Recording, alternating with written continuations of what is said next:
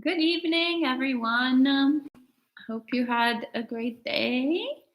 Hello, Scott, Matthew, who says congratulations on reaching 1,000 subscribers. Yay!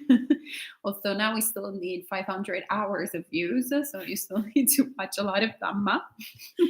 And then we're done. The plus side is that people have already watched 3,500 hours of Dhamma. So we're only missing 500. That's great. Hello, Ryan, Jen. Hello, Reed, Jerry, Melvin, Yuditai, Andy, and Suzanne. Good to see you this evening. Hi,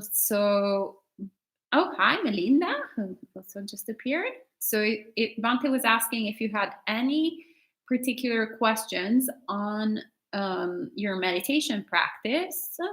You can ask them straight away, and he can answer them right now before we do anything else. Yeah, so you can see this as an opportunity, since we're not in person, to do personal consultations. You can put in your any meditation related reflections or questions or issues that have come up. You can go ahead and type those in, and we'll start off by handling that before we move on to the next step. Or if there's nothing, then I'll just start talking. Good to see also Cam and Julia. Everybody's slowly joining in. Great.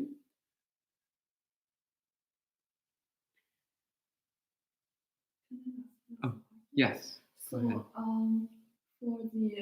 I have a hard time doing the meditation on water element because I think I naturally associate a lot of negative feelings with water, like depressive or sadness, like tears and stuff.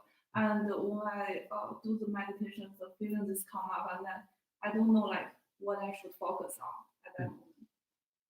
So Jennifer is saying that she has a difficult time meditating on the water element because for her, the water element is associated with a lot of unpleasant emotions, such as sadness. And so when she focuses on the water element, it tends to bring up those emotional associations. Is that correct? Mm-hmm. I understand? Yeah. Okay. So what I would say in that case is keep doing the meditation on the water element, and you have an opportunity then to start to, first off, to recognize that water is just water. So water is neutral. It's not good, it's not bad, it's just water. So whether it's tears or saliva or blood, it's just water. Whether it's inside your body or outside, it's just water. So whether it's rain or rivers or oceans, it's just water. So water itself has no emotional meaning. Water itself is just water. In fact, for many people, water has a very positive connotation because it brings life, it brings comfort, it brings ease. So I have a very positive association with water because it helps me feel healthy. It helps me keep going. It's soothing, it's comforting. But that also is just something extra that I'm adding. Water itself is not soothing, it's just water. So what you can do then is by focusing on the water element, focus on it as being just water with no emotional meaning whatsoever. And so then you'll see that any emotional content that comes up is not coming from the water itself, but rather it's coming from your own habits and tendencies in your mind. And through staying with the experience of water, with clarity and peacefulness, then those habits of emotional reaction will start to melt away. They'll start to dissolve. But that won't happen immediately. It might take a bit of time. And during that time, then you're going to have some unpleasant emotions coming up, which means that you have an opportunity to practice emotional self-awareness, an opportunity to be comfortable with watching emotions passing through the mind without fueling them, without identifying as them, without getting caught up in them. We're just watching them flow through the mind. Okay. Thank you. And do we have any questions from you too? Yes. Marielle says, when doing the fire element and walking, I felt it was too strong and kind of like I wanted to explode. When sitting down, it became easier, but almost at the end, I almost couldn't feel it anymore. I think what I meant in the comment in the other session was that I disliked how strongly I was feeling the fire element. The earth one was more pleasant. Yeah, so intensity is a good thing because an intense experience tends to hold our attention more easily. So I would say that if you feel the fire element strongly, that's a good thing. And if it feels like it's too much, that's a good thing because that means your attention is on it. As for the experience of the fire element fading during sitting meditation, that's probably an indication that your mindfulness is diminishing, it's slipping away. So when that happens, make an effort to really sharpen and intensify your awareness, your attention. Make sure that you're really feeling the fire element clearly. Make sure that you're not slipping into dullness or haziness at all. But yeah, if you're starting to recognize that you feel a stronger connection with the earth element than with the fire element, well, that's fine. So tomorrow I'll talk a little bit about how to relate to these different meditation methods, the 6 elements, different ways that we can practice with them or slot them together. And if you have one that you connect with better than with the others, then it's fine to spend more time on that element. So personally, I find the fire element is one of the easiest ones for me. And so I tend to spend more time with it than I do with the other ones because it works for me. It really clicks for me. But other people find the fire element quite challenging. And they prefer to use the earth element or the water element or the air element. And that's fine too. So there's no single method that everybody has to use, but rather we explore our options and we see what helps us the most. Okay. So that's the only question that has popped up. So unless Sally says, I can only feel water and fire elements of my body. The first is I can feel temperature of the air, but it's also the air touching of my skin. Yeah, so you're feeling the warmth around you. That's starting to get a sense of the fire element outside of your body. But also, as you pay closer attention to your body, to the heat in your body, the warmth in your body, watch particularly around the edge of your body, around the area of your skin, all around the body.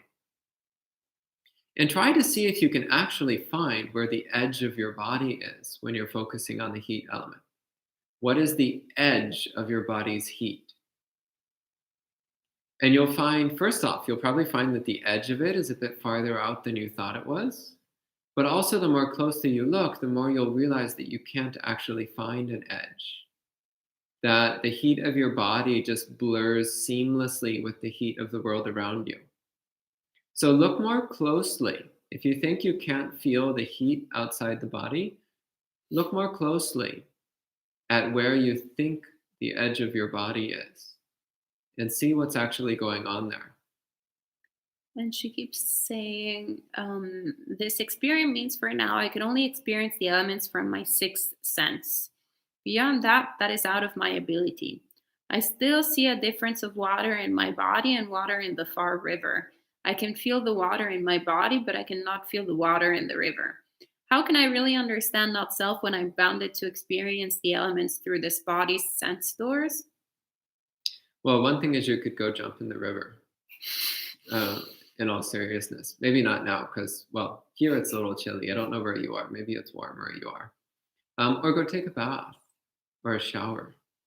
And then you'll start to get a much more clear sense of water element inside and outside the body.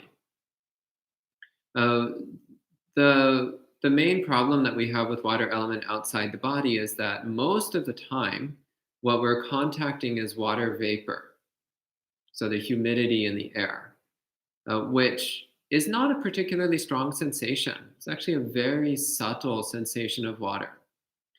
Since I spent most of my childhood, actually almost all of my childhood and also much of my adult life, but almost all of my childhood was spent in a very dry climate.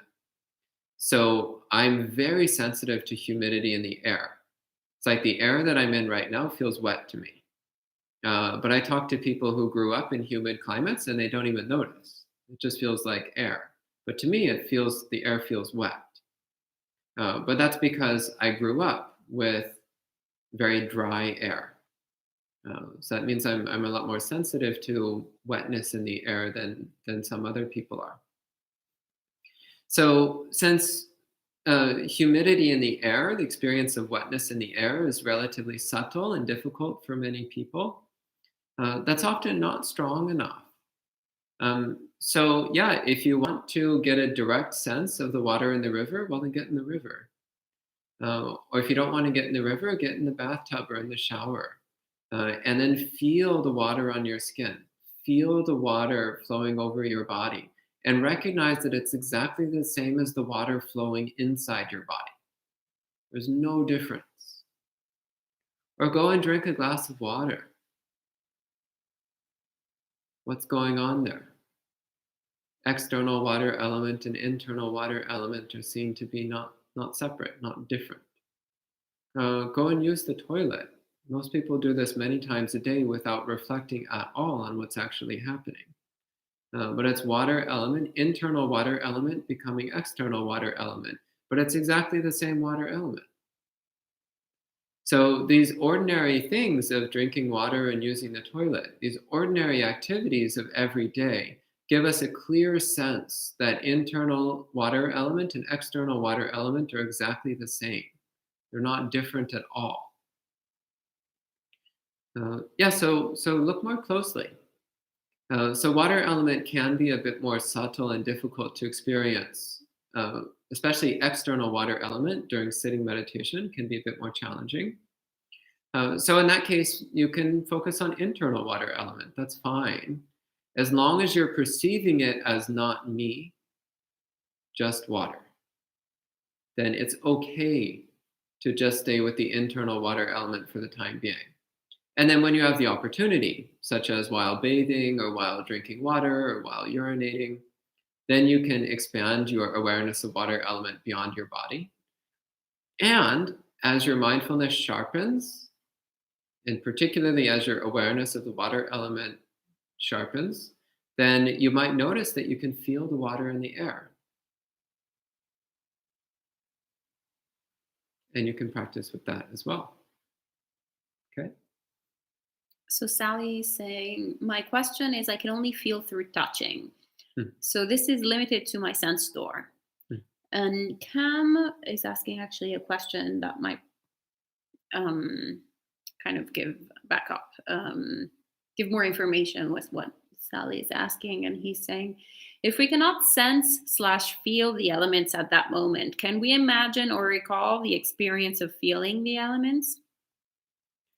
So I would really encourage you. So first off, just to address Sally's question, yes, you're experiencing it through your body.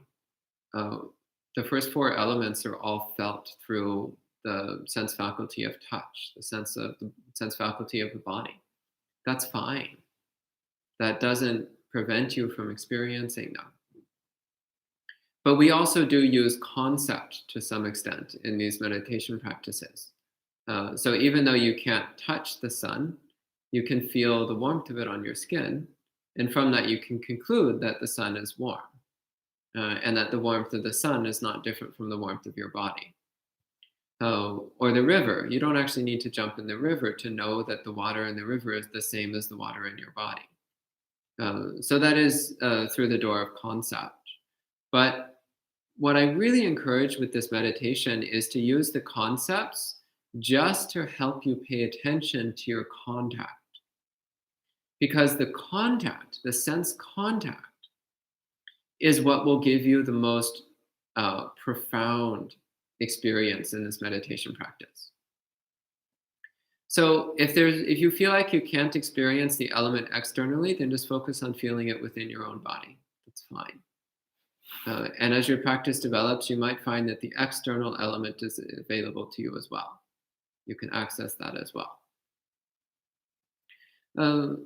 So yeah, you can use your imagination a little bit, especially in the beginning. That's okay, but don't rely on it, because imagination is just imagination. It's just stories that we tell ourselves in our mind. That's useful only to a certain point. What we're trying to do is to develop a direct awareness that the 6 elements are not me and not mine. And the best way to access that is through contact, through feeling the element, recognizing that it's not me, it's not mine.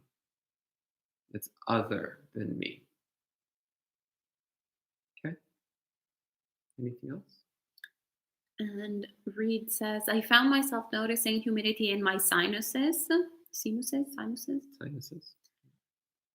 especially during exhalation. That was interesting to realize. And Marielle says, is there any text we could read that can help us practice the elements at home by our own, or is it simply a thing of practice? And there's a few suttas where the Buddha talks about the 6 elements meditation, but he doesn't go into any more detail than what I'm talking about. Still worth reading. I don't remember the sutta numbers off the top of my head, but later on I could find them. If people are interested, I could find some sutta references for you to read. But ultimately, it is just a matter of practice. Keep in mind that the books are only meant to be guideposts. They're only meant to be maps. So you can sit around reading maps all day long, but that's nothing compared to actually going somewhere. So you can sit in your home right now and read a map of India, but that doesn't actually give you any sense of what India is actually like. It's just a map. But when you go to India and you start wandering around, then that's an experience. Then you'll start to get some understanding. So it's the same. You can read the books, and that's helpful to some extent, but you have to do the practices to really understand them. So there's no substitute for practice.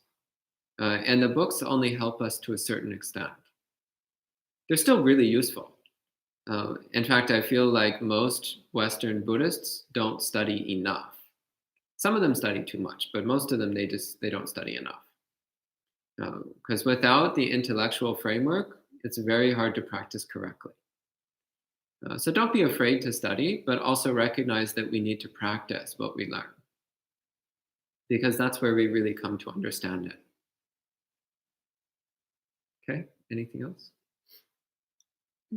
Reed says, Majjhima Nikaya 140 analysis of the elements might be helpful. Very well done. Vibhanga Sutta. Yeah, that's one. Yeah, I'll find some others later. Can you remind me? Sure, I'll try. I'll find some other sutta references later on. Yeah, thank you. And Sally, getting back to her question before, is saying, the contact and touching are not mine neither. Yeah, that's true.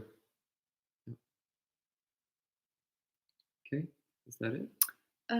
Seems like it. Okay. So now I'll speak a little bit about the air element, and we'll do some meditation on the air element. So this is the next in the sequence. So earth, water, fire, air. So the air element is, in Pali, it's actually Vaya, which is usually translated as wind. And Vaya literally means movement. So it's used particularly to mean wind, but its actual meaning is movement. So then the Vaya Dhatu, we usually translate it as air element, but wind element would be a little bit closer. Just as Teja Dhatu, we usually translate as fire element, but it technically is heat element. So Patavi Dhatu, earth element. Apo Dhatu is the moisture element or water element. Again, more literally, it's moisture. So the Pali word for water is udaka. So Apo is more specifically moisture. Teja Dhatu, the heat element. Vaya Dhatu, the wind element. So this fourth element, the wind element or air element, it has the quality of movement, the quality of expansion. So air is something which makes things expand. So air and wind is something which makes things move.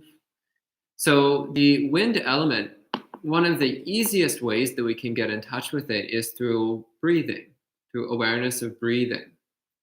So as we're breathing in, you can feel air flowing into your body, circulating inside your body, and then flowing back out as you exhale. So this is the experience of movement and of expansion. So expansion and contraction, expansion and contraction, expansion and contraction, movement through the body.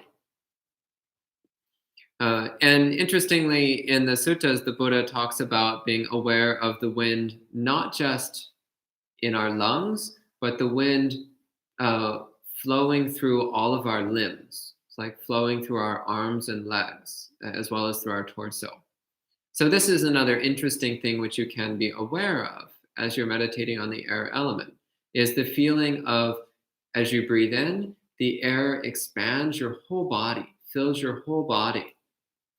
So in terms of science, so the air comes into your lungs. From your lungs, it enters your bloodstream.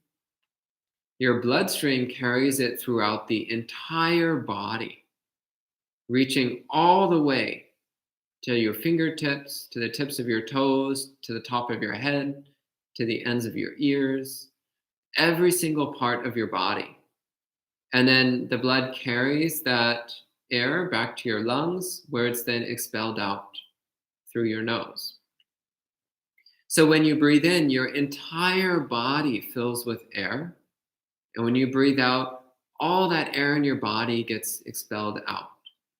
So the air is circulating through the entire body. So we tend to fixate just on our lungs, but that's a very limited and incomplete understanding of the breath process, the breathing process. So the whole body is breathing. Every single part of it participates in the breathing process, in the movement of air through the body. And this is one of the ones where, in my opinion, it's relatively easy to move to the not self stage. Because when we're breathing in, it's kind of like you've opened your nose and there's just one field of air. And part of that field of air is inside your body and part of it is outside your body. So it's very clear that there's no separation between the air inside and outside. There's no boundary. Where you try to look for a boundary, there's just a hole. Your nose or your mouth. There's just this hole. Which means that they're not two separate fields of air. It's just one field of air. And that one field of air, as I was just saying, is pervading your entire body. Not just the lungs, but every single part of the body. So the experience of meditating on the air element is kind of like there's this balloon, and the balloon expands and contracts, but the balloon is not closed. It has an opening. And actually, as your awareness of the air element gets more refined, you can feel the air entering and leaving through your pores as well. Kind of like your whole body is porous. But in the beginning, we're usually mostly focused on the experience of the air coming in and out through the nose, the experience of the breathing process, of the field of air inside and outside the body as being a single field of air. Once again, I recommend being aware of your whole body as you do this practice. So if you're used to doing breath meditation, focusing on your nose or your abdomen or whatever, don't do that, because we're not here trying to cultivate the samadhi practice of focusing on some particular point in the breathing. Rather, we're trying to develop an awareness, an experiential awareness of the wind element, the air element, and an experiential awareness of the not self characteristic, the impersonal nature of the air element. So, do we have any questions from you two before I move on?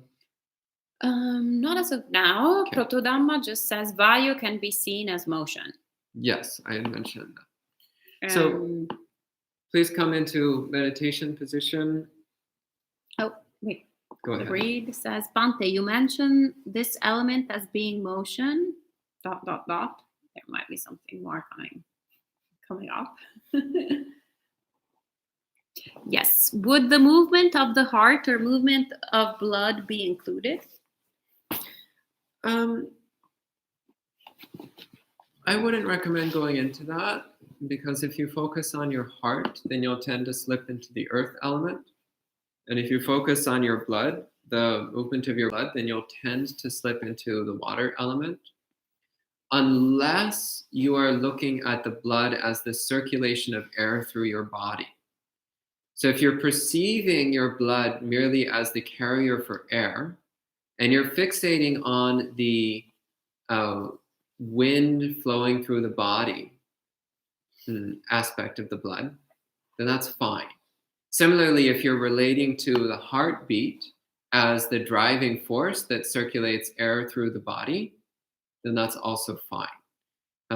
Again, just be careful that you don't slip back into the earth element or the water element if you're going to use the heartbeat or the blood when focusing on the air element, the wind element. Anything else? Well, he had added, or even movement of limbs during walking, etc.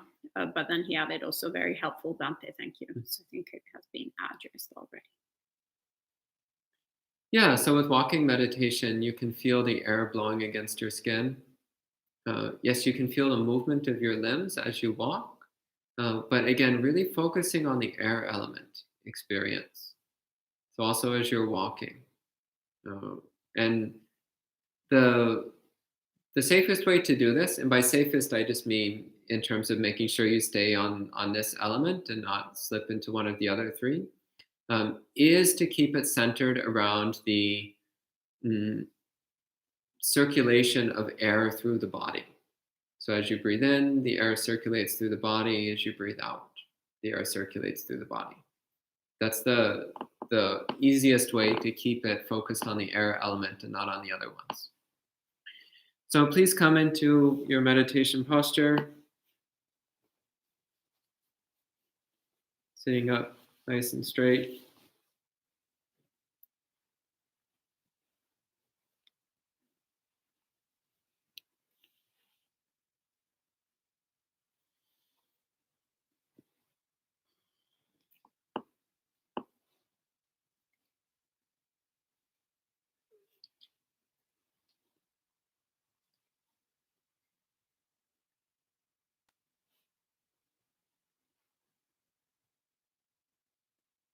Taking a few long, slow, deep breaths to settle the body and mind.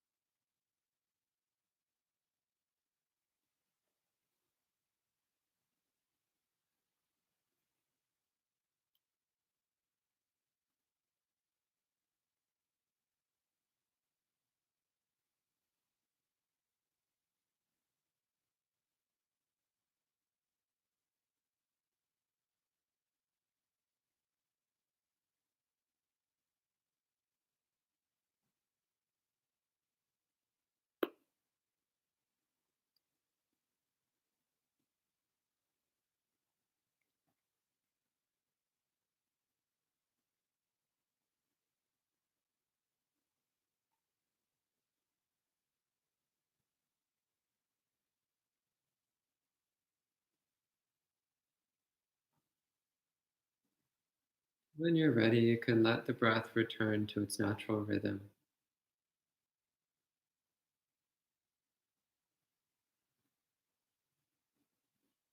Bring your attention to your body. So focusing now on the air element, the feeling of the body expanding and contracting with each breath.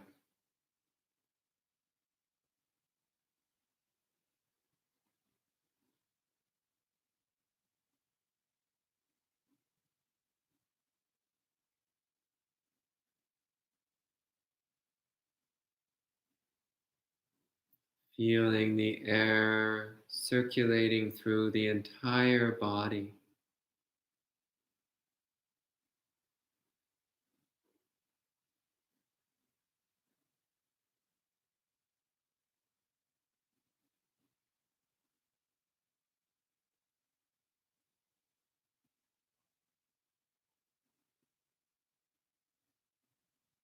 Like a whirlwind. It blows in through the nose, inflating the whole body as it swirls around, reaching every single extremity, and blows out again, body contracting.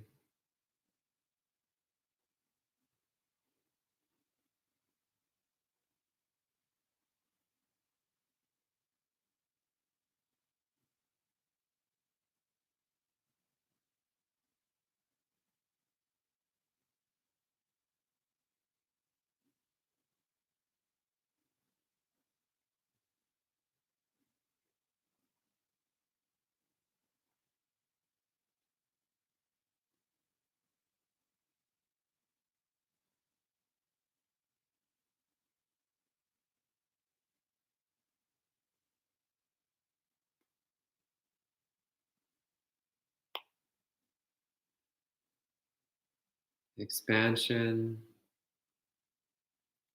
circulation, contraction,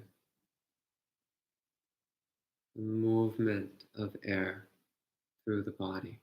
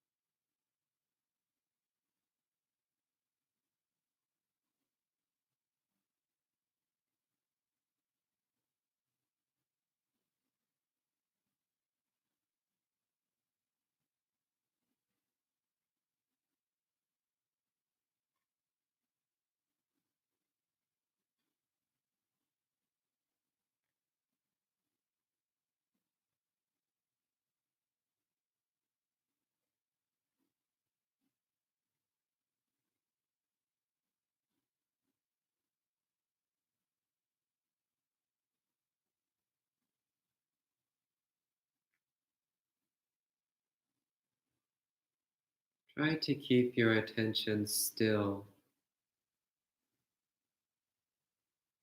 including the whole body, but not moving around within the body. Just staying still, observing the whole body as the air flows through it, expanding and contracting.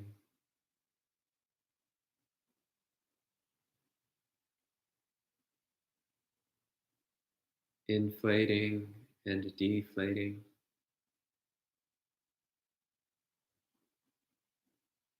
Feeling the wind coursing through your arms and legs, your head and torso, all through the whole body.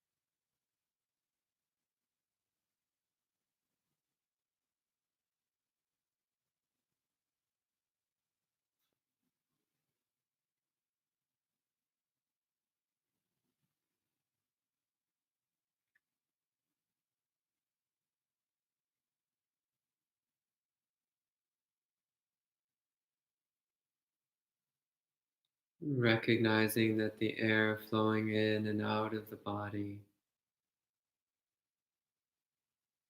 is all just part of one vast field of air. Inside and outside, it's all just the same air. The air flowing in and out of the body, the air contacting your skin, all the air surrounding this whole planet. It's all just exactly the same air. Exactly the same air element.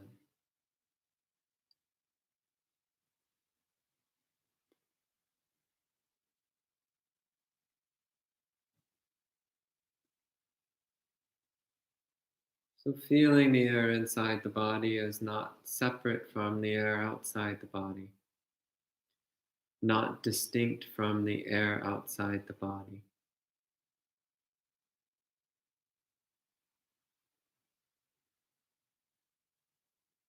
And just as the air outside the body is not me, it's not mine, the same way the air inside the body is not me, it's not mine. It's just air, just a function of nature, just an aspect of the natural world.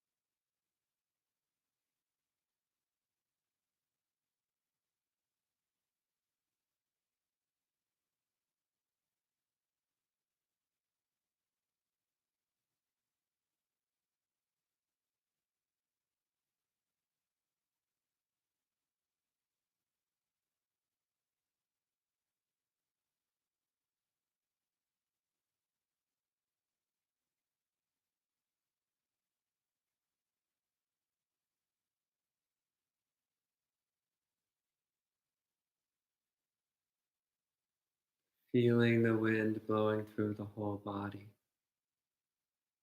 and knowing this is not me, this is not mine, it's just air, it's just nature, unowned, unclaimed, just nature.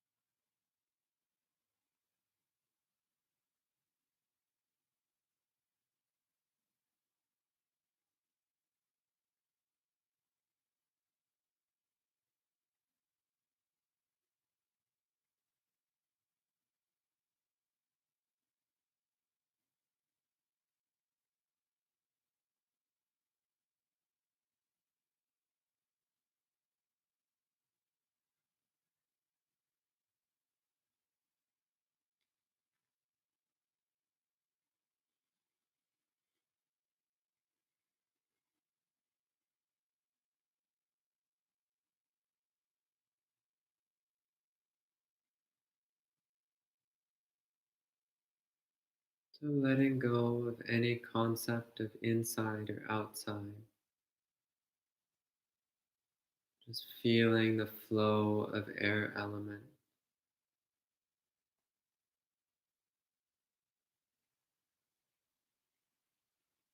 knowing it as just air element.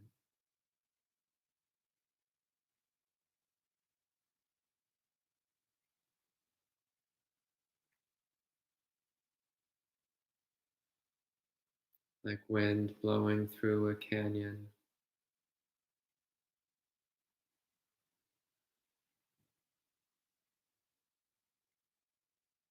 swirling in and out of caves and gullies,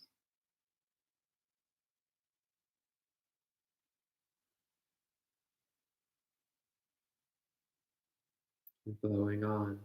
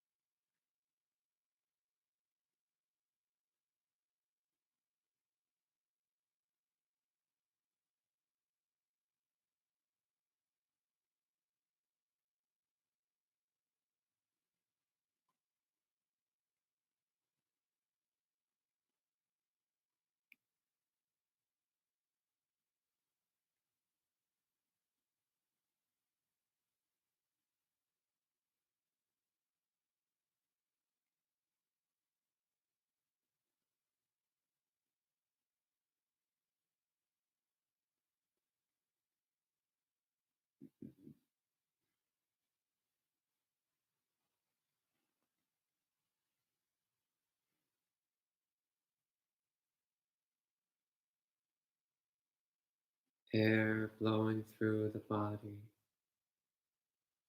bringing expansion, motion, blowing back out of the body as it contracts.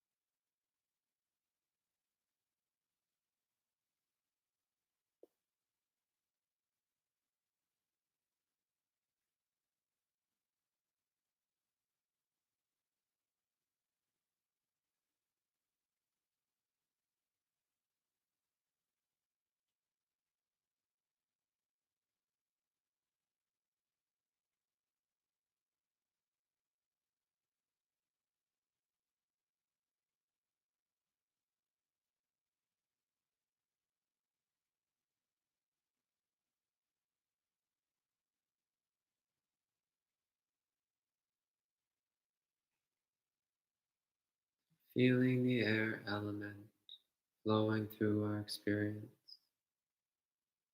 flowing through the field of awareness.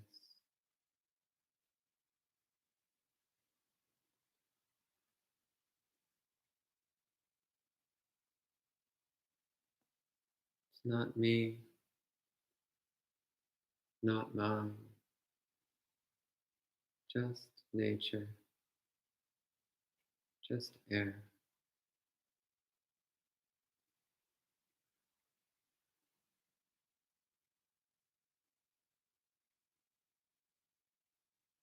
No inside, no outside, just air.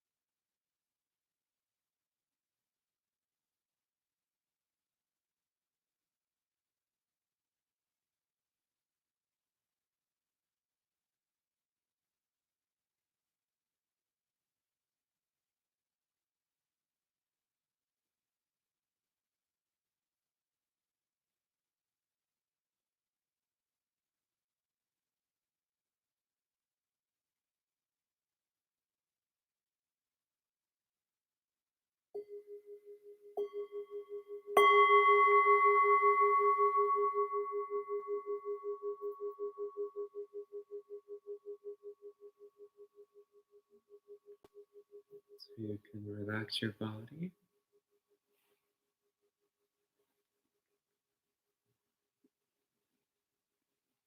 And take a moment just to rest in the peacefulness of the mind, appreciating the peacefulness of the mind.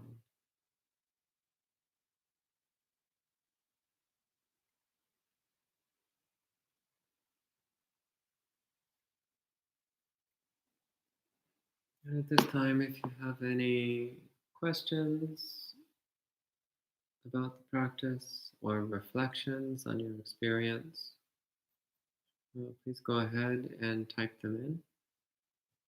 And you can spend some time talking about your experience, talking about how to refine this practice.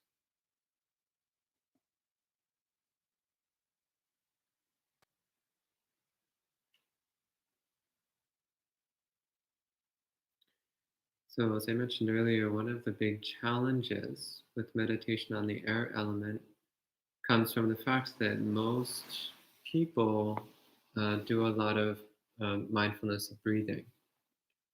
So there's a tendency to go back in our habit of doing our ordinary breath meditation practice, which is not quite what the meditation on the air element is. So the meditation on the air element, on the wind element, once again, it's about getting this clear experience of the air element or wind element mm, throughout the entire body as being inseparable from the air element or the wind element outside the body. So it's, once again, it's about developing not just focus on the breathing sensations, but rather this much broader awareness of the wind element as a natural function of the world, of the wind element, the air element as just being a part of nature. So that's one of the major things that, just as a general statement, I would encourage you to watch out for. If you're used to doing mindfulness of breathing, make sure you don't just go back into doing your ordinary mindfulness of breathing practice. Make sure that you're actually doing the meditation on the wind element, the air element, uh, which has some overlap, but it's a distinctly different kind of meditation. So, do we have any questions? Andy is making a comment saying unintentional meditation within meditations today. The physical experience of kilesas arising and ceasing are felt within the framework of the elements. Hmm. Okay. Yeah. You have something? So I don't know. So I feel I normally have a strong inclination on focusing on thinking, and I just neglect bodily such sensation feeling. So today's meditation just gave me a whole lot of weird experience, I think. And yeah, I Because feel you're like I sometimes have to battle between my thought because to make it focus on my bodily feeling. Yeah, so Jennifer was saying that today um, she's historically she's had a hard time with um, focusing on her body rather than on her thoughts. So today's been a very, did you say weird experience? Very weird experience of constantly trying to pull her attention to her bodily experience of the four elements. So yeah, it's really common, especially these days. But actually, I think it was actually not uncommon throughout human history. This tendency to be lost in thought, to get caught up in our heads, to get caught up in our ideas and our daydreams and our concepts, and to overlook our physical experience, except when we have no other choice. There's this tendency to overlook our physical experience, except when we really have to. So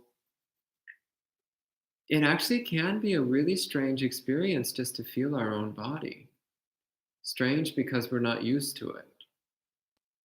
And especially as we develop our meditation practice, we're feeling our body with incredible intensity and detail.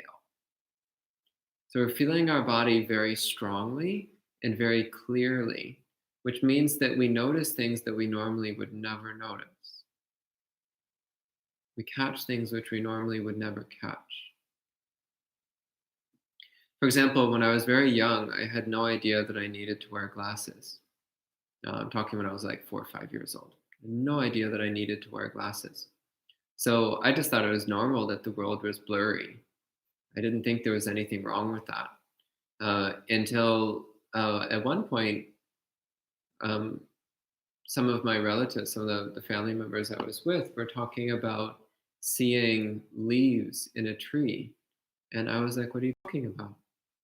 You can't see the leaves unless you get really close to the tree. And they were like, I think you need glasses. And I was like, no. And they're like, yeah, you need glasses. And they took me to the optometrist, the eye doctor, and he said, yeah, you need glasses. And then I got glasses and I put them on and I was amazed because you actually can see the leaves in the tree from a distance. I had no idea this was possible. So that's what it can be like as we start to train our mind. We start to realize that it's possible to feel all these details of our body that we didn't even realize were there.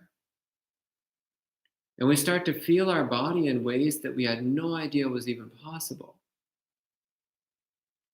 And since we're also cultivating an intentional shift in perspective through Buddhist practice, seeing things as impermanent rather than as permanent, seeing them as not self rather than as self, that's also pretty weird. And that's also something that we're not used to. So not only are we feeling the body in incredible detail that we're not used to, we're also seeing it as impermanent and not self, which is something else we're also not used to. So all of that adds up to a whole lot of weirdness, but it's the good kind of weird. So learn to be comfortable with weirdness. In fact, learn to love weirdness because you've got a lot of it ahead of you. But all of that weirdness will help make you a lot happier, a lot kinder, and a lot wiser. Okay? And by the way, Andy finished this sentence by saying, so maybe I'll reread it from the very beginning. On intentional meditation within meditations today, the physical experience of kilesas arising and ceasing are felt within the framework of the elements. Seemingly solid like earth, hot like fire, then cooling and passing away with wind and liquidity within space. And conscious or all this. So interesting. Thank you. And Nora is very thankful for that you taught this as something I can take into my daily life as a way of experiencing the world around and within and without. Jens says, I think it is also hard for some people that have had physical trauma to focus on the body can be difficult or unsettling at times. Yeah, that's true. And that's one of the reasons why it's very important to focus on the body, is because this is one way that we can start to face that trauma and start to release it, start to work through it. Yeah, so when you're focusing on your body and you start to feel feelings of anxiety or fear or distress coming up, then that's an opportunity for you to start to heal those old wounds. It's an opportunity for you to start to understand your own mind a little bit better and start to get a bit more control over your own subconscious. And Jerry says, this meditation on the air element brought about profound awareness of the air around my cheeks, around my ears, and the front of my face. I was also able to feel the air circulating through my body vividly. The 4 meditations of the elements that we cover today are all slightly different, with a common thread of the not me, not mine throughout each one. Looking forward to tomorrow. Thank you. Great. And tomorrow things get really far out. Yeah. And he said, and the weird is just the unfamiliar, not necessarily a bad thing. And Trisha says, the wind air element meditation made my body feel really refreshed. Ah, great. Yeah. That was my experience too. And Kevin says, I experienced a strange paradox with this one. I could see and sense the sameness between air in and out via the body, but with breath, it was more difficult to see it as not mine. Mostly because, so I think something more is coming.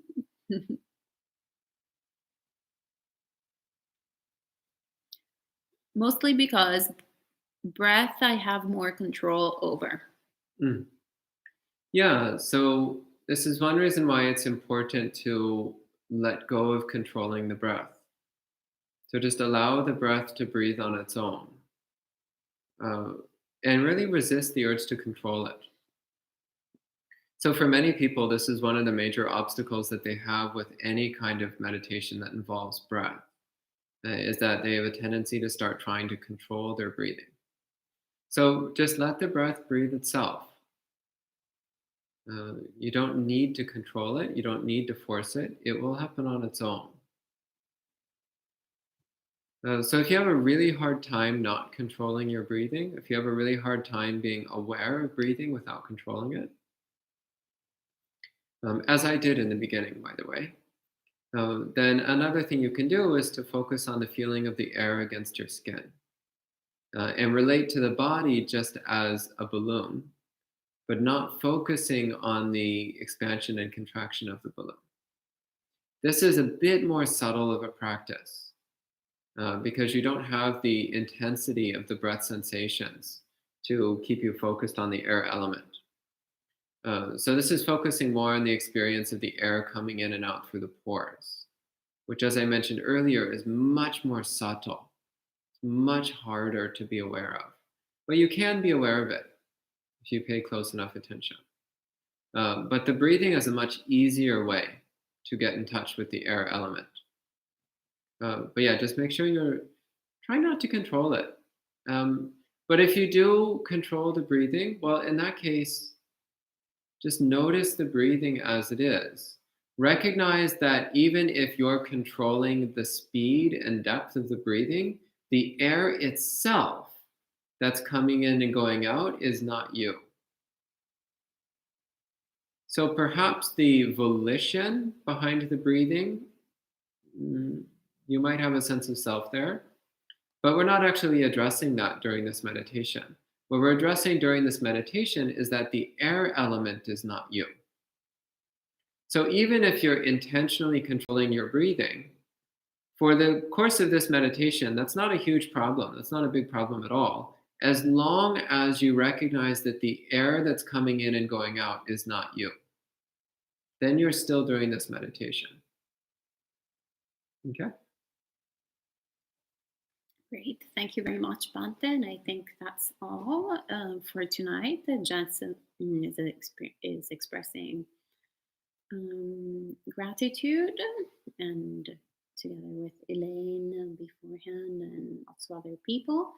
And I express my gratitude as well. Thank you so much. Sadhu, sadhu, sadhu.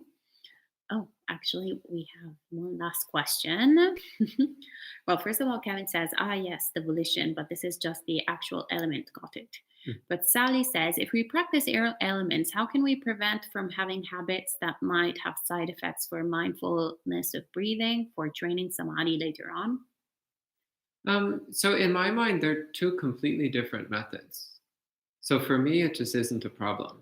So one is meditation on the air element, and the other is mindfulness of breathing. To me, they're two completely different methods. So just keep that in your mind, that they're two different methods. Great. All right, lots of gratitude messages showing up. We're very grateful for you all too. So thanks again. It's so lovely that you're all practicing Dharma at these times and showing up every morning and every evening, and this weekend even a couple of times during the day. Sadhu, sadhu, sadhu for all of you. Please rejoice in your own goodness.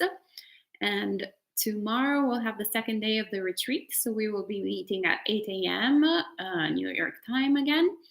And then once again at 1:30 p.m. and then 6 p.m. for the live chanting. and then at 7:30 p.m. this evening.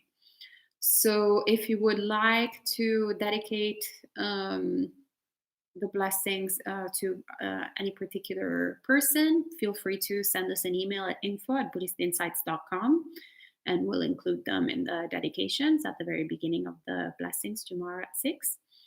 And then starting Monday, we'll follow the usual schedule of meeting at 8 a.m. in the morning, and then at 7:30 p.m. in the evening with the usual meditation and Dharma talk and Dharma discussion.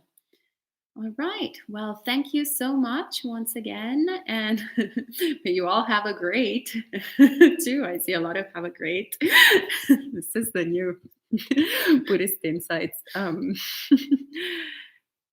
And Sally says, Kevin, I tried yesterday the donation, but lots of information to be put in. I will try later on again. Oh, sadhu, sadhu, sadhu, Sally. And sadhu, Kevin, for encouraging us all to practice dana as usual. If you'd like to do so, there are different ways to do that. And you can go to buddhistinsights.com/donate and find all the information to support the monastery. All right. Thank you so much again. Have a great. Bye. Take care.